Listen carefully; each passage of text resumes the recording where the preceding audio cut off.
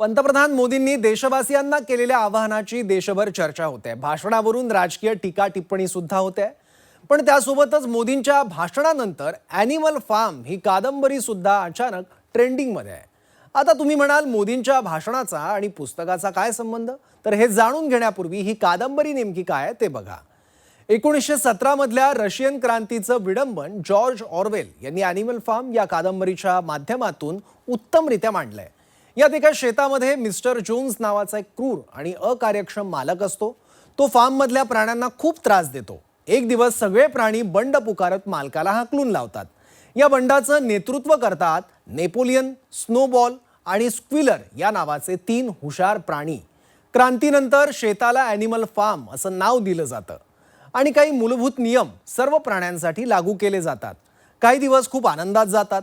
Animal form आपलं आहे या भावनेने सर्व प्राणी अहोरात्र मेहनत करत असतात। पण हळूहळू या फार्मचा नेता सुद्धा माणसासारखाच म्हणजे पूर्वीच्या मालकासारखा वागू लागतो। तो एकाधिकारशाही सुरू करतो।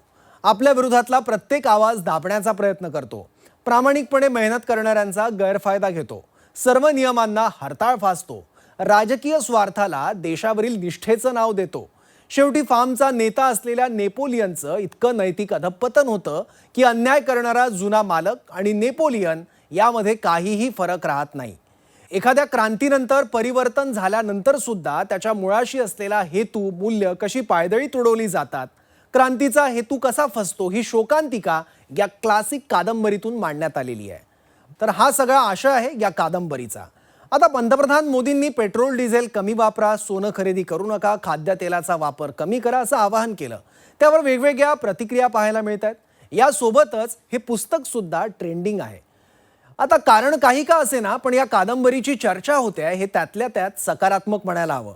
कारण या निमित्ताने अधिकाधिक लोक ही कादंबरी वाचतील। तसं अनेक विद्यापीठांच्या अभ्यासक्रमाचा ही कादंबरी भाग आहेच। एक वेगळा राजकीय दृष्टिकोन देणारी ही कादंबरी आहे। त्यामुळे ही कादंबरी तुम्ही जर वाचली नसेल तर जरूर वाचा।